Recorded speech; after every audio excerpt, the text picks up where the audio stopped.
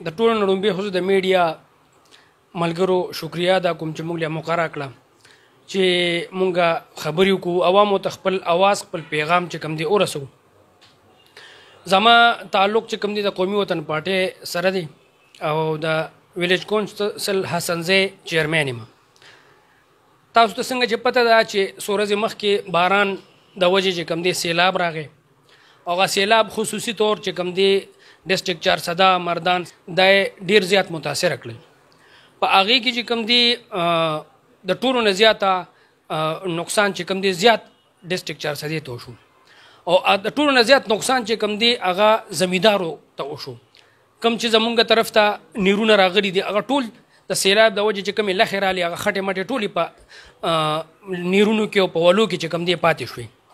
یو یې پول یوړو چونکې دغه پول سره به ډب جوړېدو دې خوا به اوبه راختې. اوس یو خو نیرونه چې کوم دي د اوبه نه اخلي او دې خوا فصلونه چې کوم دي دا تیار دي او هغه سوځي. نو زه د ټولو نه لومړی صوبایي حکومت ته او دا سوال کوم ریکویسټ کوم چې تاسو راشئ او د دې زمیندارو چې کوم دی دا اوس وخت کومه مسله ده دا حل کې او د هغې نه بعد چې کوم دی خپل ایم این اے صاحب انور تاج صاحب ته مؤدبانه گزارش کوم. د هغې نه بعد چې کوم دی عارف صاحب ته چونکې هغه هم منسټر دی دې وخت کې ورسره چې کوم دی اختیار دی او دې وخت کې ورسره دغه شته نو هغې ته هم دا ریکویسټ کوم چې راشي او صوبایي حکومت چې کوم دی هغه په دې کې څونه چې زر کیدی شي هغه د خلکو مدد وکړي دا نیرونه صفا کړي او د ذمېدارو چې کوم دی دا مسلې حل شي. دې وخت کې ګنې چې کوم دی ګنې هغه تیار دی او هغه بیهي دې وخت کې د اوبو هغې ته ډېر زیات ضرورت دی. د هغې نه علاوه نور هم خلکو فصلونه جوارونه او دغسې چې کوم دی نور فصلونه د غنمانو ته ځمکې جوړېږي خلکو ګیاګانې هم څاروو دپاره چې کوم دی کرلي دي دغه ټول دې وخت کې چې کوم دی هغه سوځي. زه د یون کونسل حسنزی چیرمین خبرې کوم پرویز قومي وطن پارټۍ. زه زمیندار یم جي او زمیندار اوس هم کم فصلونه چې کم جمدي شوي دي جي هغه شته.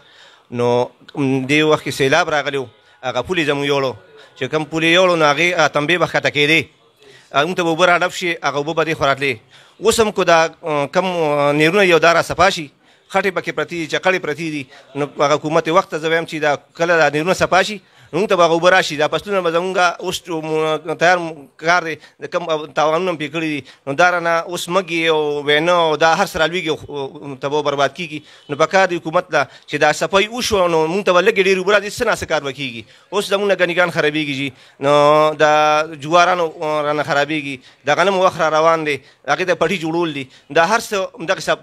پاتې کېږي جي. نو پکار دی زما حکومت ته دا سوال دی چې دا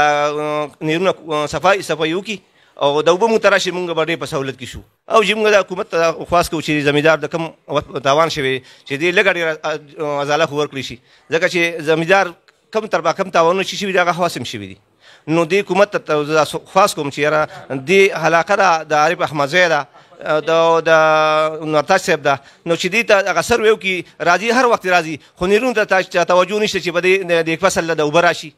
او دا فصلونه ټیک شي. نو موږ دغه خواست حکومت وخت ته جي دا جي دا وخت منسټر خو هغه څخه هم وه سکندر خان څخه هم وه دا پت په نور هم دا خلکه بیا ډېر زیاتوالی و خو کله دا پوښتنې نه وې شوې. سکندر خان چې کله وزیر و د دې منسټر و نو دې دا نه پوښتنه یې کړي چې دا زموږ دا طرفونه پې مکمل بچ شو خو اوس هم کم از کم دې له خو دا نه پکار دی چې دې خو ایم پی ایچ ته او باقوه حکومت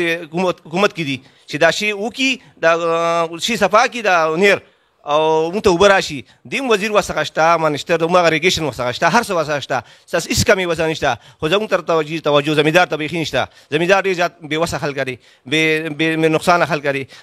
کاشکار لګیا کار وکړي او بیا یې څوک تپوس نه کوي دا ګورې دا حل شي او چې دا آفت هم پرې راغی او دوی هم ورسره مدد نه کوي دا به کم حل راځي.